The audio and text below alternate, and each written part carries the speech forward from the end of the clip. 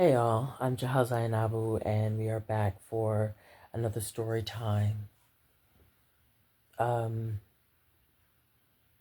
in the story time, I'm going to talk about mental health, and I've talked about mental health before, but it's usually somebody else's mental health.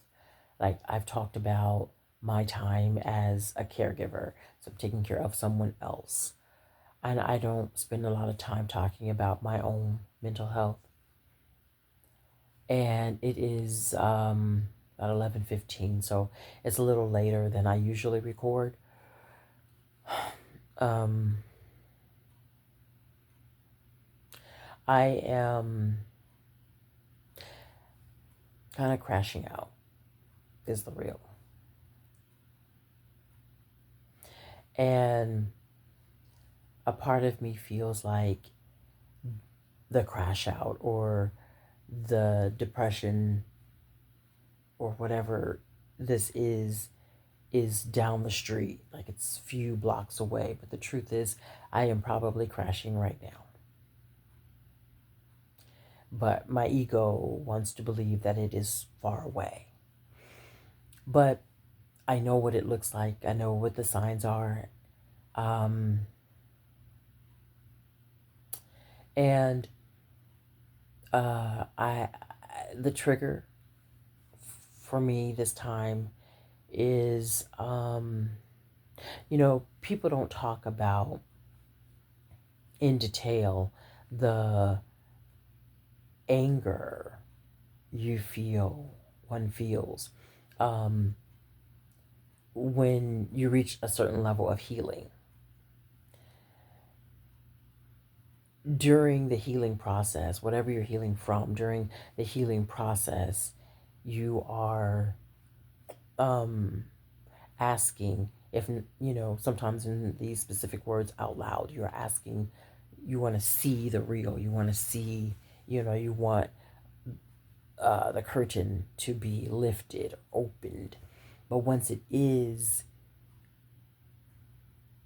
you have to deal with the fact that you can't unsee what you saw.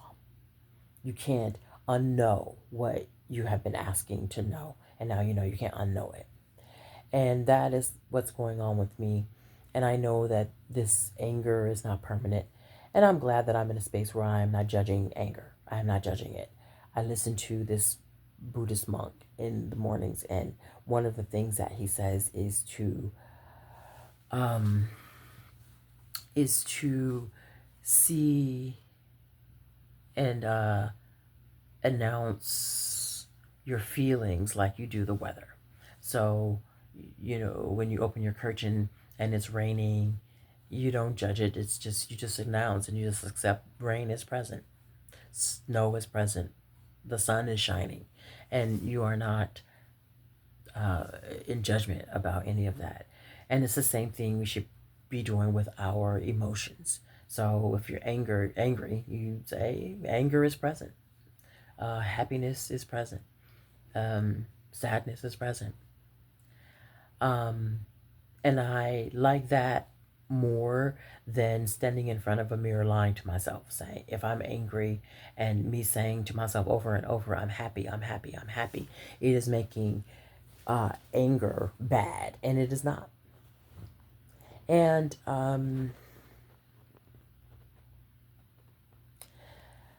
my pause is, I am aware that, let me get this pillow. While I am aware that I am probably crashing, I am also aware that this is a video that will be live, shared in public, and so I just am also being careful about that. But I know what I was diagnosed as bipolar 1, and I have been on medication for a very long time. Um, but in 2024, March, when I moved here, well, I don't know why I'm holding my arm like this in my shirt. In 2024, when I moved to Atlanta, I stopped taking my medication mostly because I was on a very high dosage of lithium, and uh, it is very wise to if you are on lithium, you should be under a doctor's care because of how it affects your kidneys, and you have to regularly have your kidneys checked. And I didn't have a doctor, and I didn't know when I would get one, and so I was just like, yeah, I'm not going to do it. So I kind of just chucked them. That is not a healthy way to go off of your meds, but it is what I did.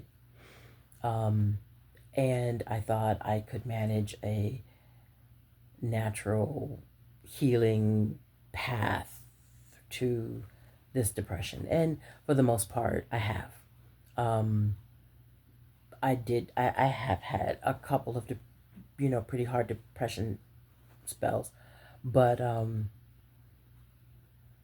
this one, I do see the signs, and I am trying to avoid them. But what is going on is um, one of the signs for me is when I begin neglecting hygiene is a sign for me that I am in a spell. I get really, really afraid of taking a shower. And I don't know what that is, but I have heard other people who live with depression also say that. So I get really afraid of taking a shower, and I am not there where I am not showering. I actually am showering, but what it is in the past week I am intentionally showering, which has me know that crash out could be coming because I am showering, because I am showing my body, I am showing myself. See, I'm not depressed because I'm in the shower. And so every day I'm like, I don't want to, but I like get in the shower, get in the shower. So I am taking these showers. Um, that could fade soon because of how I feel. Um, I feel like I'm under a little bit of pressure. Um, and it's not pressure that is unusual. I've been under pressure before. But I just feel tired sometimes, and there are many levels to being tired. There are many ways of being tired. Um, uh, I am trying to be in this moment, so thank you for being patient. But I am trying to be as vulnerable as I can and as careful as I can at the same time, and as transparent as I can at the same time. Um, I want you to know what depression looks like, what mania looks like. Um, Another sign for me is I start isolating, which I am doing that. I start isolating, and I um, take less and less phone calls, call less and less people. Um, and I try to stay inside. Uh, in my mind, I am protecting myself from other people. Um, it is not going to take a big trigger for me to go off on somebody. It just isn't. One, the wrong, the wrong Karen at the wrong Walmart smashing into my cart could get could get the smoke that she probably deserves, but not to the full extent that she might get it. And that's my big and bad self talking. But the truth is, I ain't got hands like that. But I got anger bottled up inside like that, though. I do. Um, and the part that uh, has me also be angry is I know that what I need right now is I need to sleep. I need to rest for a while. Can I afford to sleep and rest for a while? No, I cannot. Um, I live selling art. Um, I have art that I have to sell. I have books that I have to sell so that I can continue to live as an artist, so that I can continue to live as a being. I have to pay rent. I have to pay my car insurance. I have to, that is going to lapse probably tomorrow if I don't make a payment. I have to, I have food, so that's not a concern right now, but on any other day, this wouldn't be a gigantic thing or a thing that I would even consider posting about. I would just do the thing, do the work, and do the dance to live. But I can't. I don't have the space. I don't have the energy. I don't have the time to do the dance and take the rest that I need to get the rest that I need to actually take care of myself. Um, and I don't know, I don't know that enough artists talk about how expensive it is to live as an artist. Um, and I am an artist of a certain age. I'm 56 years old, and when I at 20 years ago, 30 years ago, uh, I could work and pay for all of all of what I need to pay for to continue working as an artist. And I still work. I don't do the same work that I used to do. I worked for many years, over 25 years as a caregiver.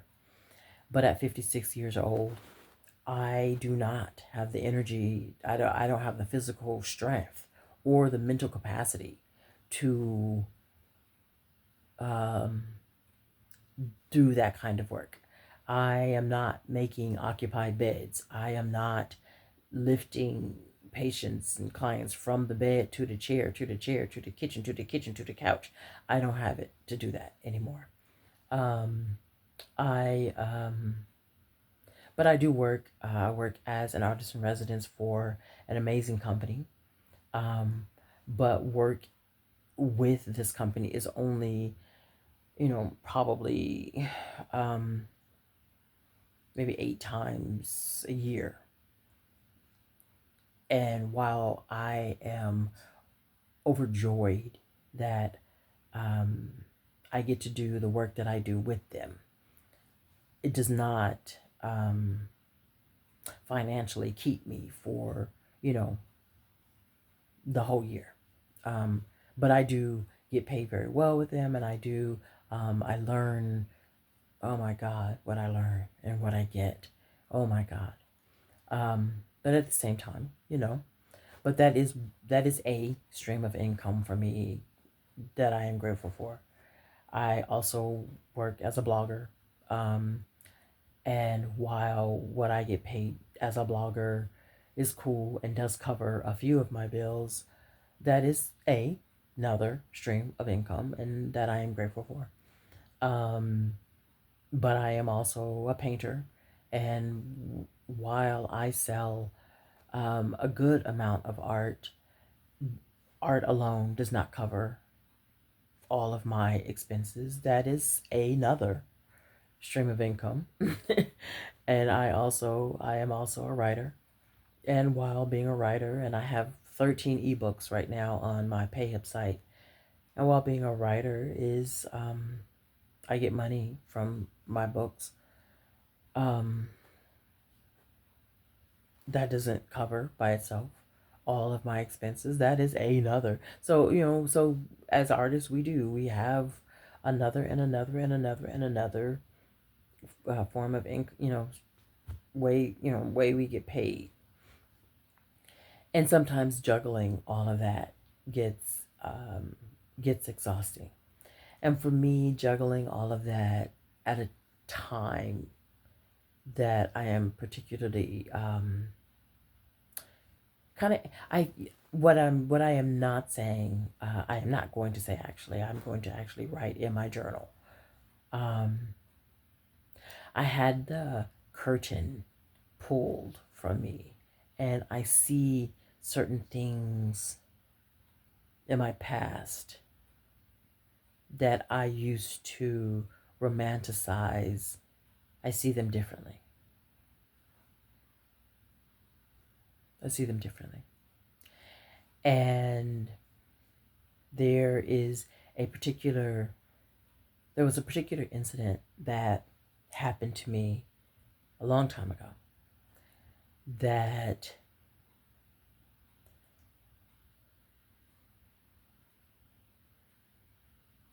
I said out loud today to someone for the first time. First time ever saying it out loud. Ever, ever, ever.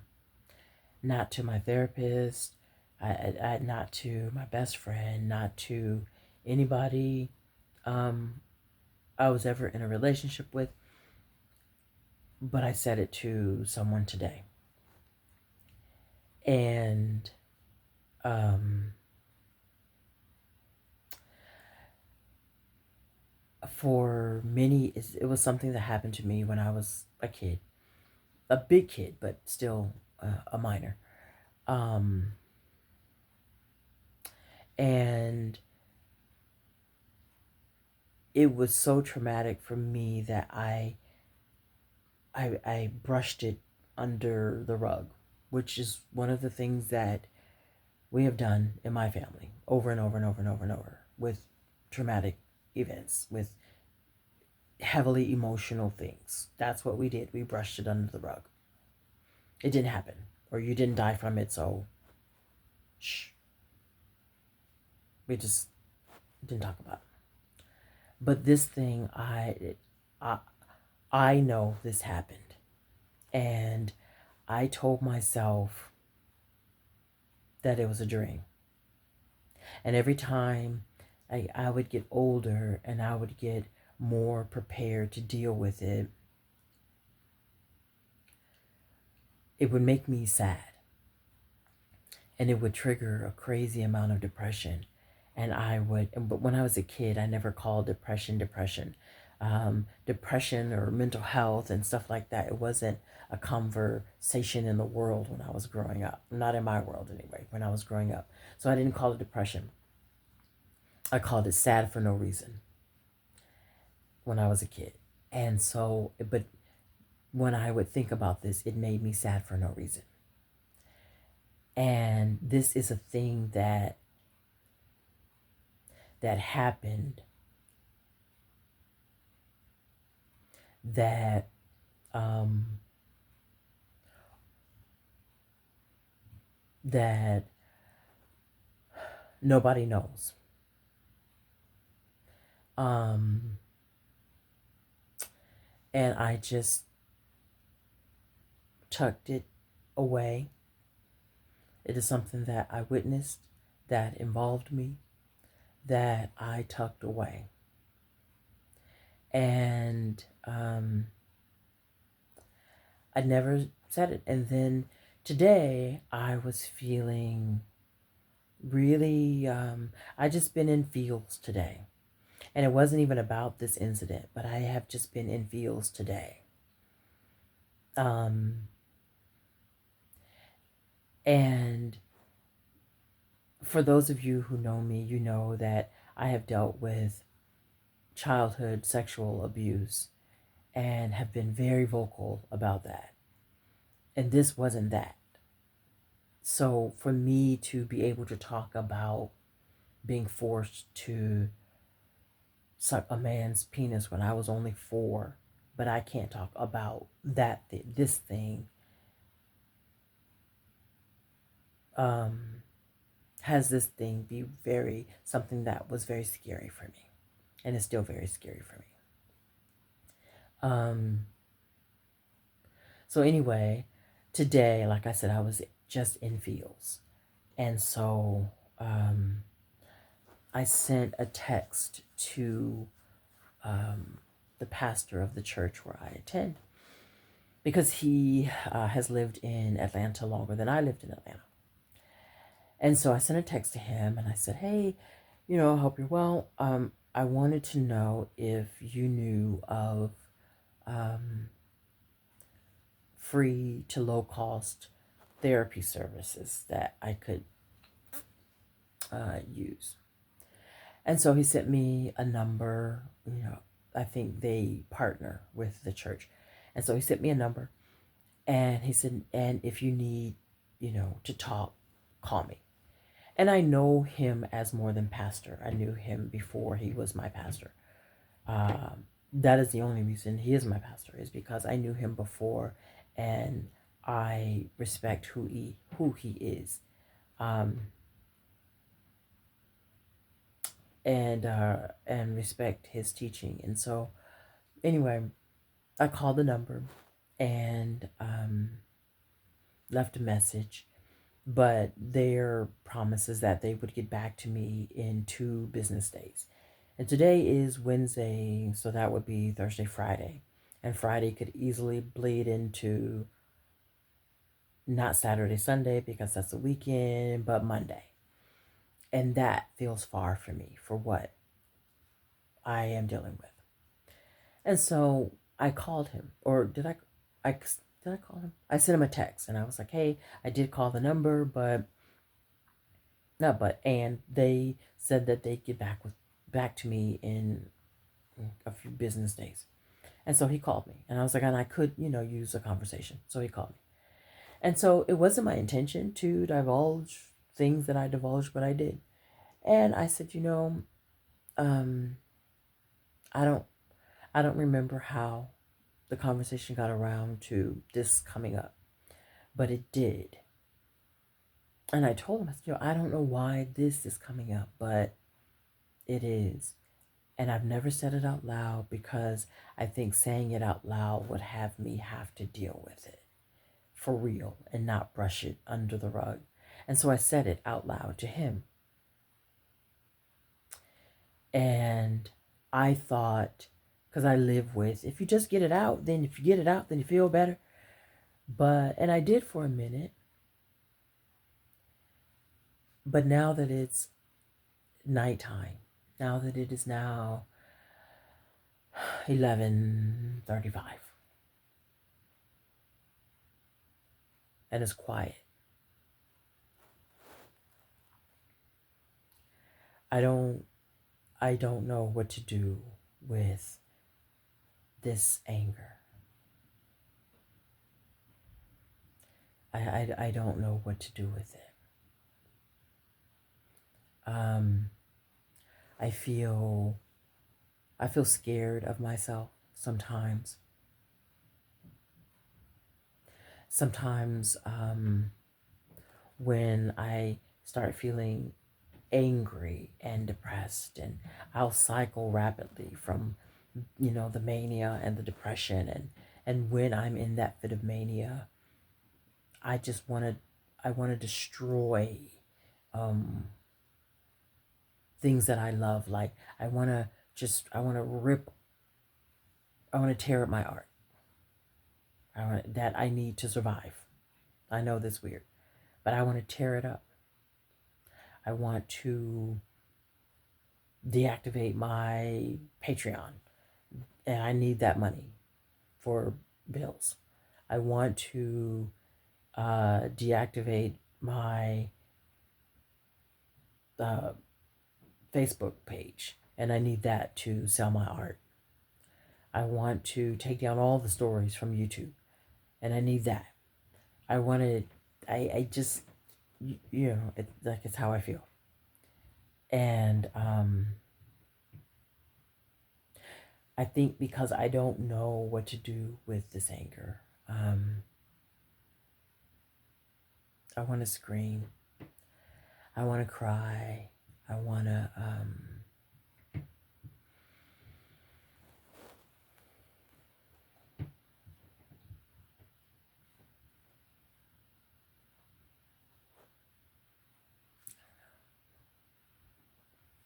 I don't know. Um, and then I have an art show coming up on the 13th of this month.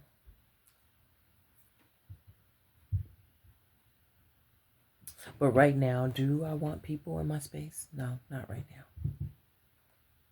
Do I need them in my space to buy my art? I do.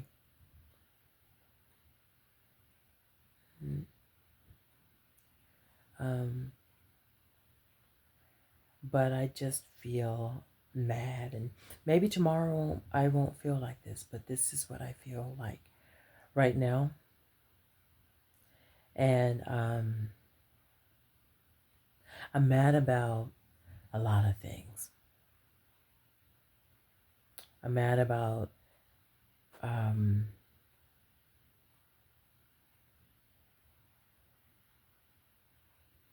relationships that I thought were solid that are not.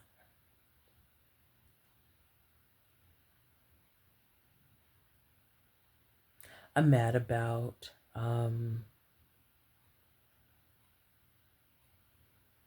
relationships that I thought were cool with people who are not even on this earth anymore, and they weren't. And I didn't deal with them, and now they're gone, and I can't call them and say, "Why did this happen?"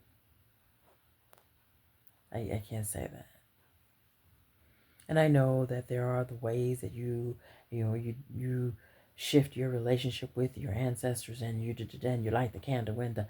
I know all the spookies, but I just mean they're not here for real for me to say, what the fuck. They're not here for me to say that too. And so I feel a way about that, and I am angry. Um, um,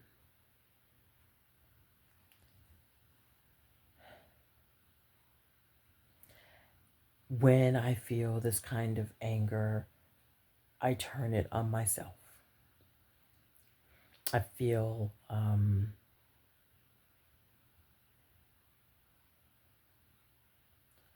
I feel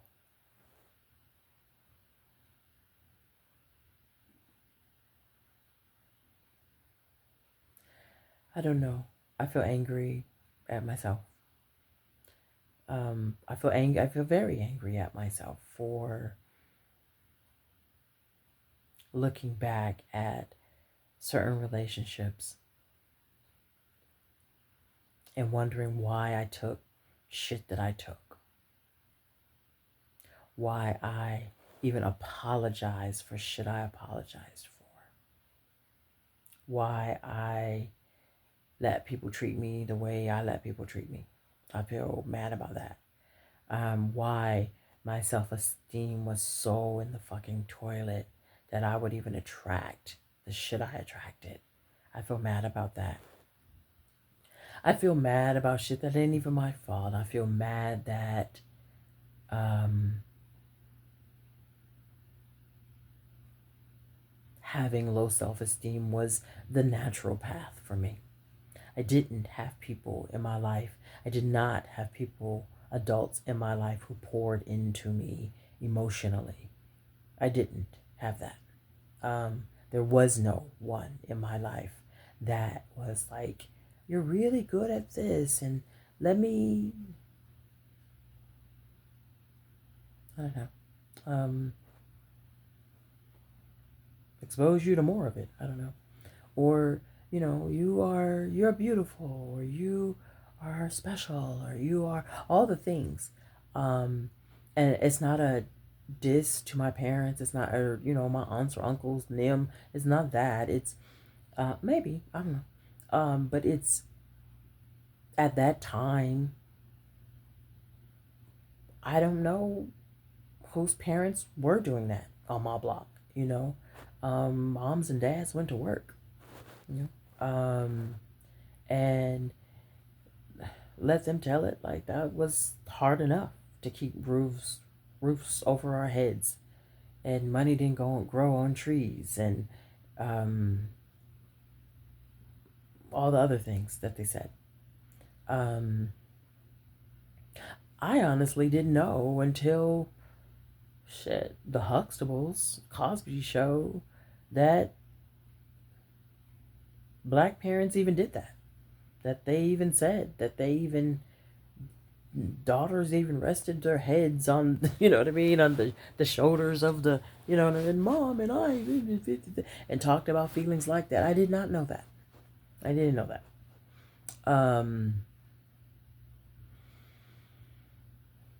Feelings were not I don't know, did we talk about feelings ever? The closest I remember talking about feelings at home was I told you that depression, I called depression sad for no reason because I didn't know a name for it. My sister is 4 years younger than I am, and I remember being a kid and I walked into her room and I said, "Do you ever get sad for no reason?" And my sister was like, "I don't know."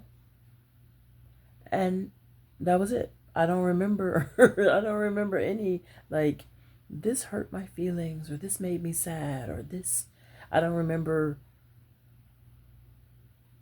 I don't remember that being a thing. I don't I don't know who I would have gone to with that. I um my mother worked really really hard at a job and my mother was the one who really took care of my family.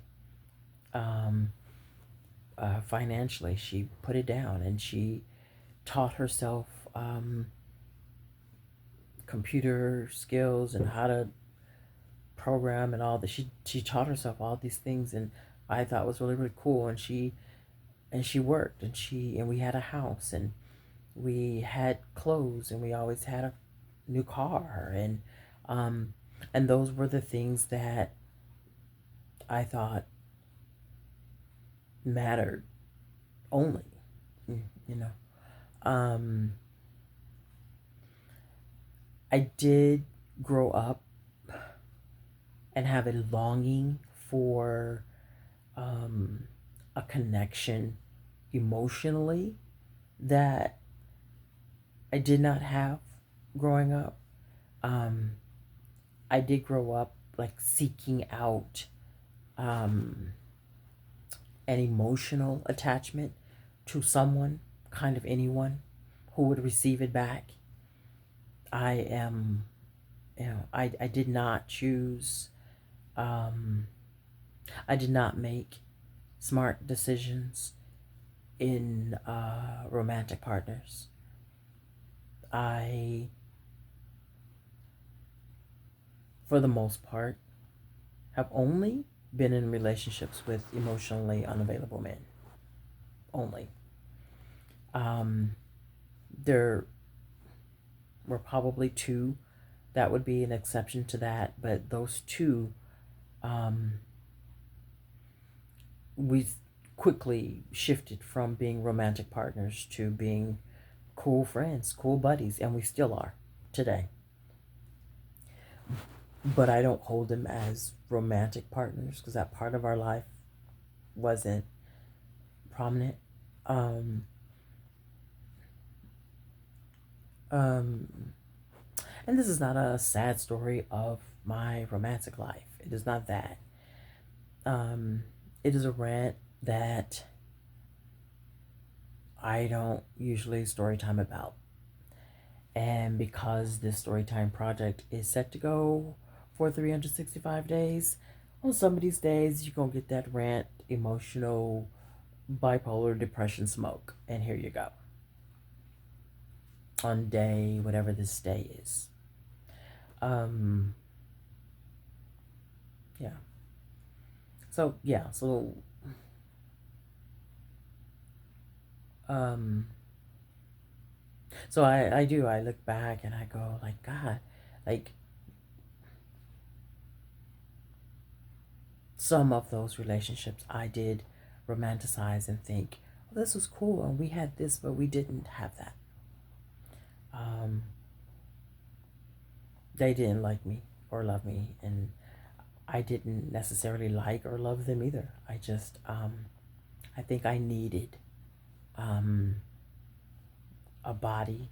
I think I needed, um, I don't know, um, someone there, and it made me look and feel a certain way. It made me look and feel normal. Um, Relationships for me usually began early with sex. It is what I led with a lot. I didn't. It's what I knew. Um, I was literally 4 years old when I was four. I was a kid, and the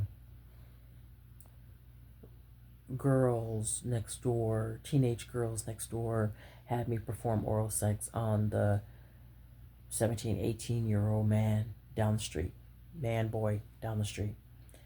And I remember in their tent in the backyard, and I remember being in the tent, and the one of the girls said, "Oh, she does it good, huh?"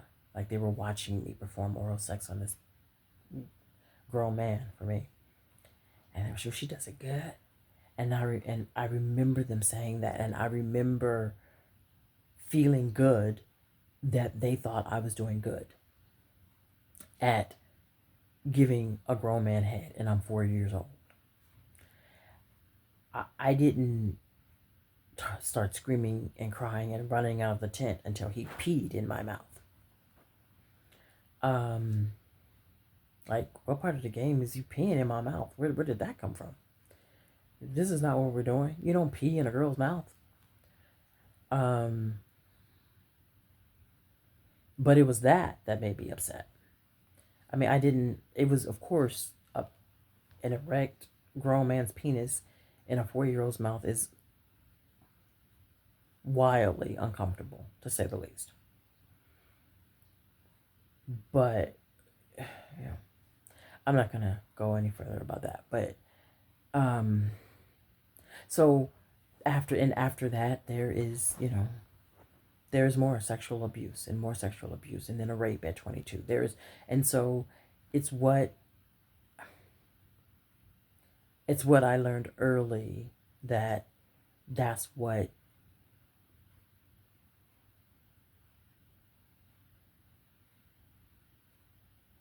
you like me for. That's what relationships are. Is what I learned early. Um, it's what I learned early that's how men stay, and then they don't even stay. um, and it was my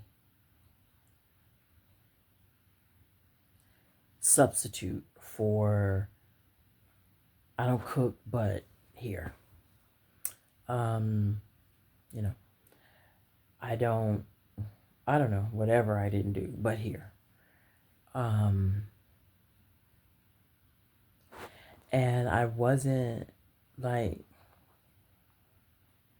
there was no one that like, pulled me aside to say, sis, no, boo. Um,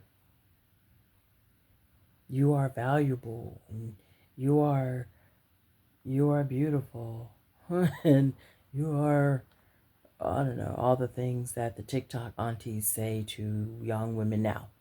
There wasn't that. There wasn't that. Maybe there was that. Um, but nobody that I heard that from that I felt like I could believe it. Nobody who drilled that in me on a consistent basis so that I remember that.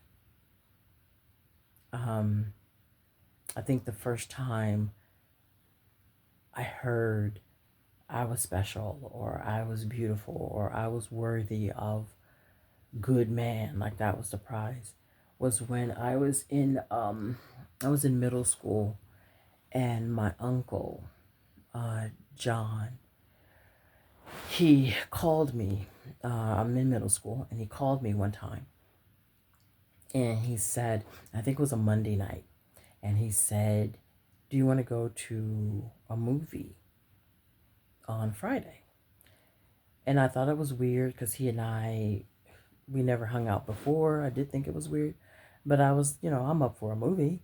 Shit, yeah. Yeah, I want to go. So he says, "Oh, okay. I'll be there at 8 o'clock to pick you up." And so I get off the phone. I tell my mom that my uncle, her brother, is going to pick me up to go to the movies on Friday. I don't know what we're going to see, but I'm down. And so Friday at 8, my Uncle John came to my house, picked me up, and then he walked me to the car and he opened the door for me. And I got inside. And he walked around and he got inside. And he said, "Do you see how I called you on Monday for a date on Friday?" And I said, "Yeah." And he said, "If a guy is not doing that for you, then he's not the right guy for you." And I clocked it as weird, but I mean, okay. And then he said, "You see how I said that I was going to be there at 8 o'clock? And I showed up at 8 o'clock? Mm-hmm. Well, if a guy is not doing that, then he is not the right guy for you." And then we went to dinner. He pulled out a chair, but everything that he did, he said, "You see how well, if a guy is not, then you know." So that whole night, it was that.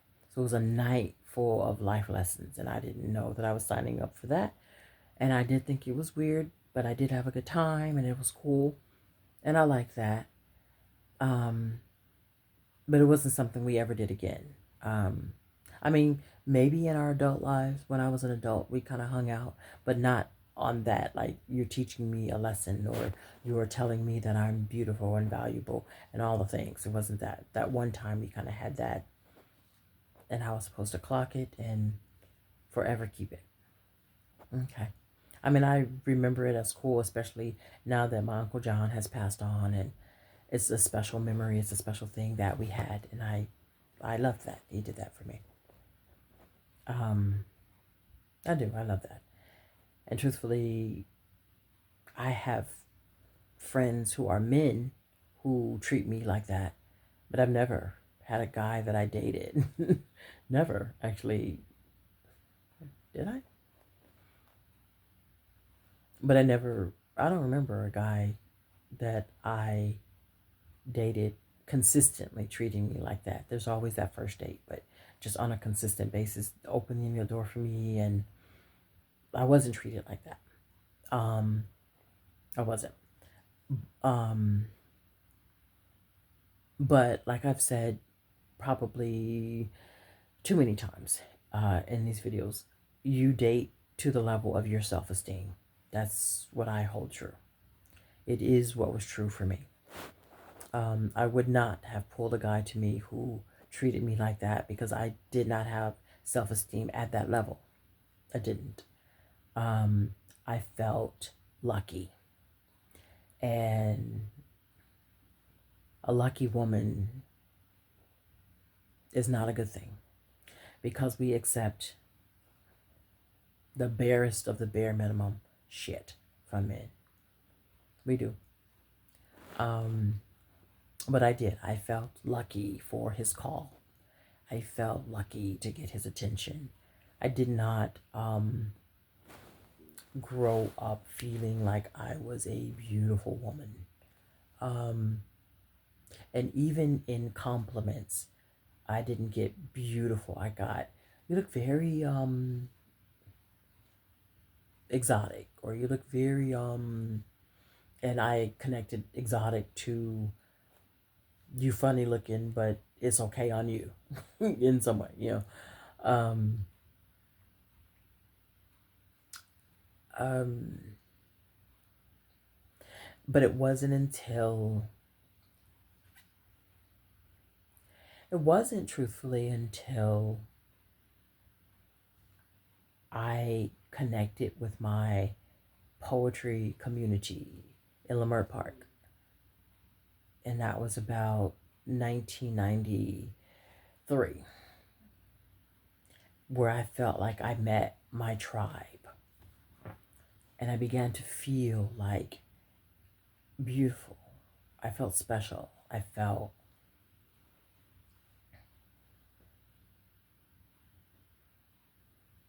felt blessed. I felt wonderful to be a black woman.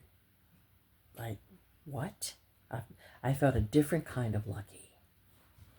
I felt rich. I felt um,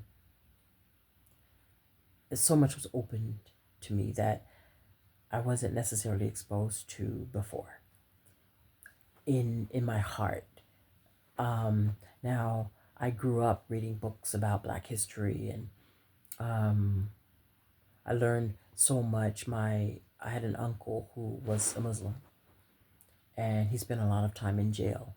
And while he was in jail, he would write me letters and talk about, read this and read that and read this. But they were always books about like black men. There were none of these were books that affirmed me as a black woman or a then black girl. Um, but it wasn't. But and even I went to Grambling when I was older. I was about 20, maybe 21, 22 when I finally went. So my peers were coming out of school when I was going into school. And, but even then, sorry. Even then, I connected with the other two black, two strongers, and even then our discussions were about black history, but me being affirmed as a black woman was not, I was kind of second, if it existed in conversation at all. It was kind of more male centered.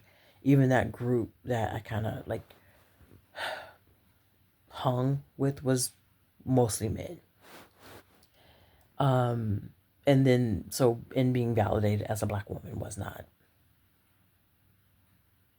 like, in theory, it was, there's always the, love, protect, and respect the black woman that you saw on t shirts.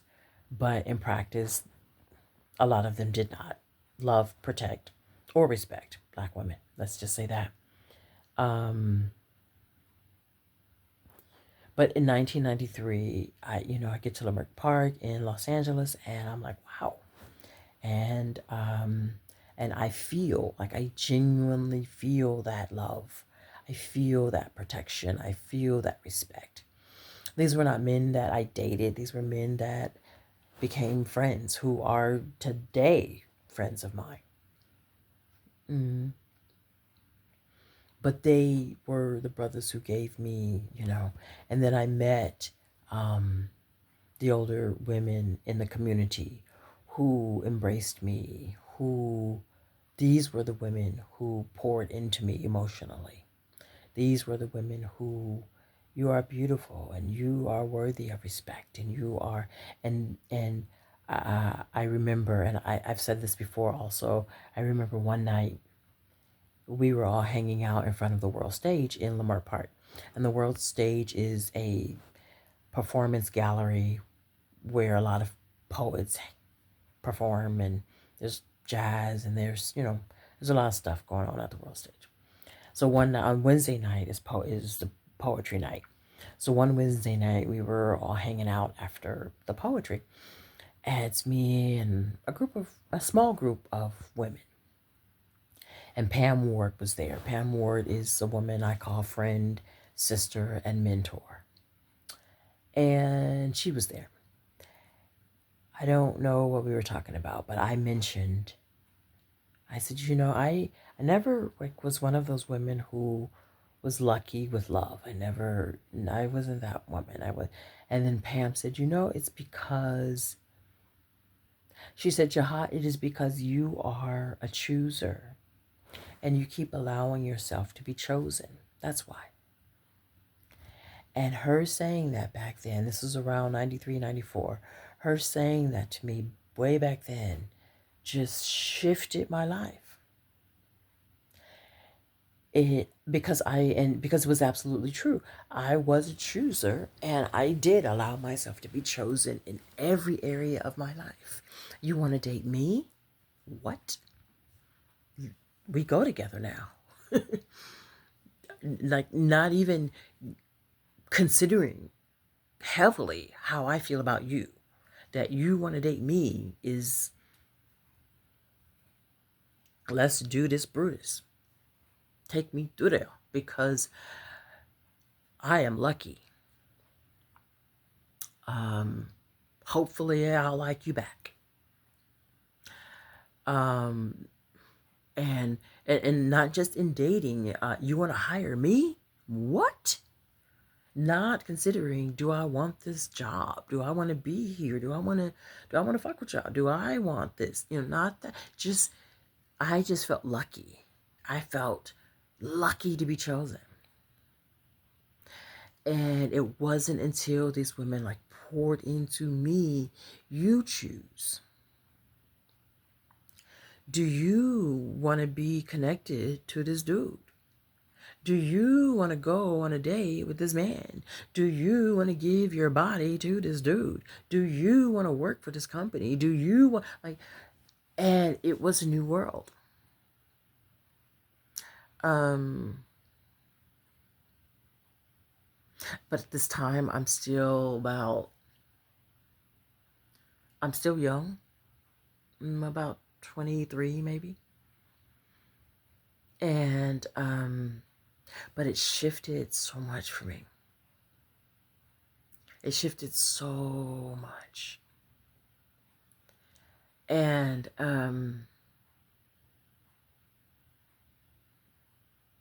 yeah. And I have spent time trying to pour into other young women that same lesson. And and thank you, Pam. Thank you.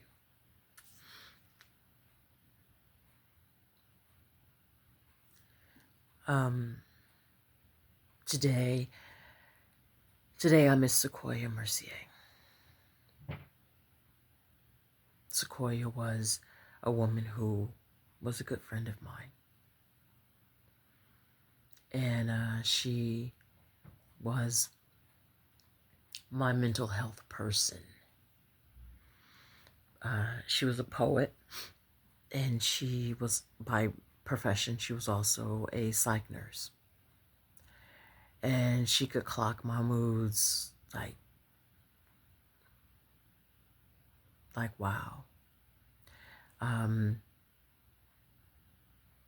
If I would post something on Facebook or something, that seemed a little sketchy to her. She would call me and say, "Baby, do you need to check in? Do you need to, baby, are you okay?" And then Sequoia died in January. But she was the one I could always call with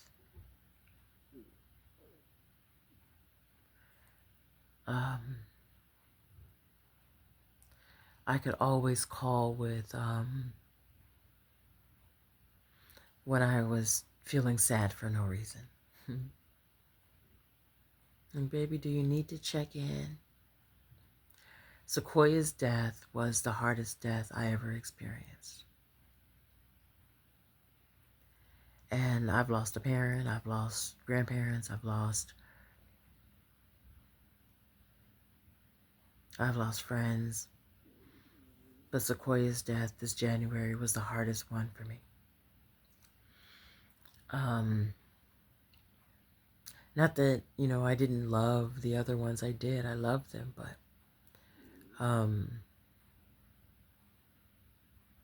hers was a death that when she died,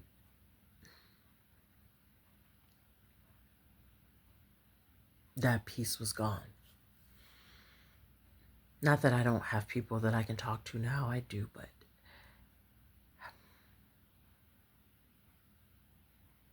not like that. And I really miss her. And I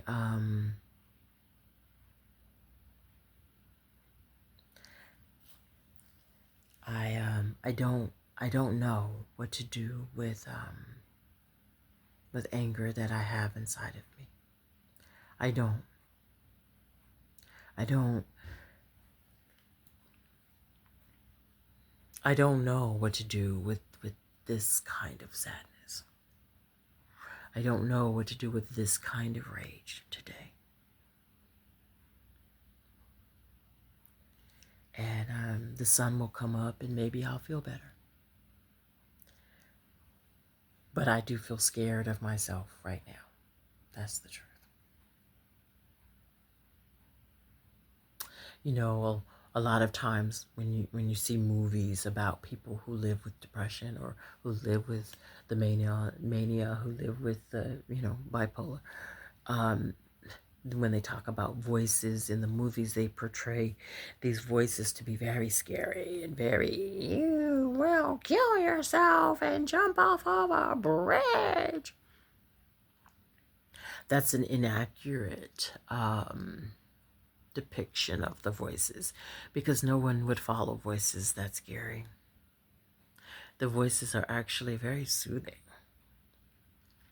The voices are actually very seductive and very convincing, and you are convinced that the world would be better off without you. So when people say, well, what about Baba Pa? What about Baba Pa? The voices are convincing you that, you know, this person will be great and they're going to be fine.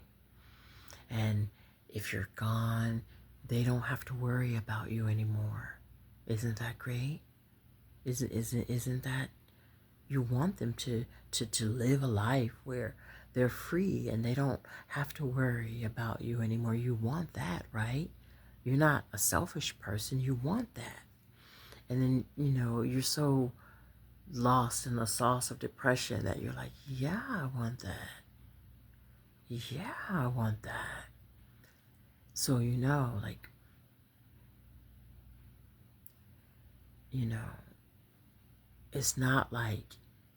it's not like you're killing yourself. You just are taking a pill to go to sleep.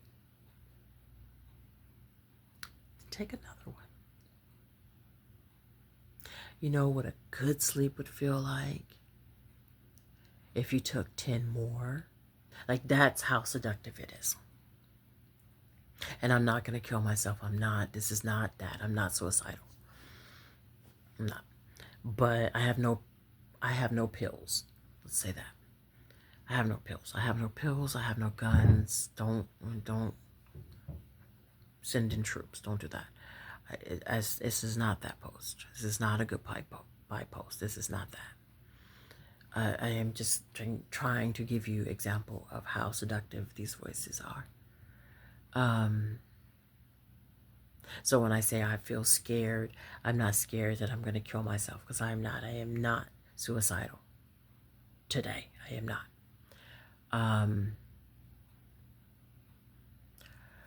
I say I'm scared of how I feel, because sometimes when I am in the beginning stages of the depression, I feel scared at night. I just do. I just do.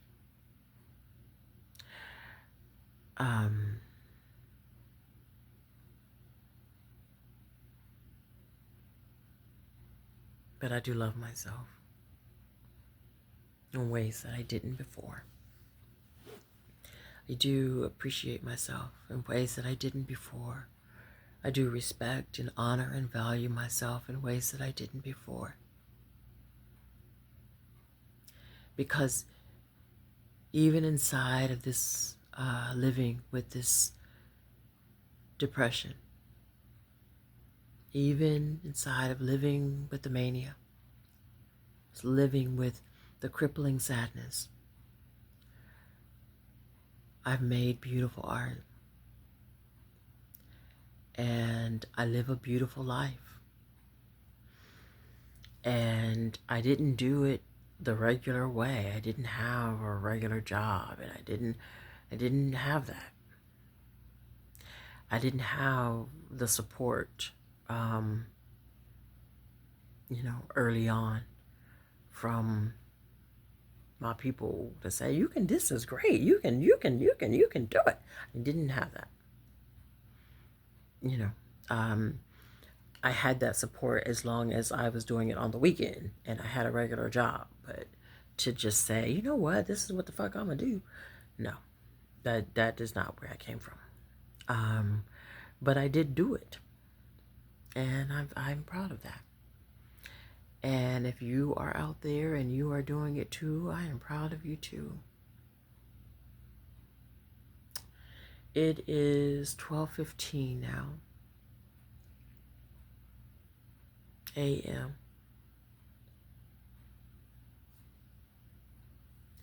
And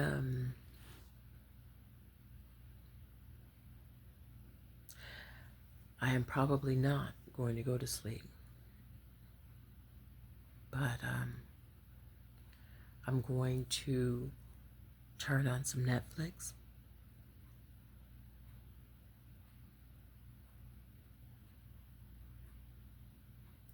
so that I can turn off my brain. Um, Support the artists you know. Support the artists you love.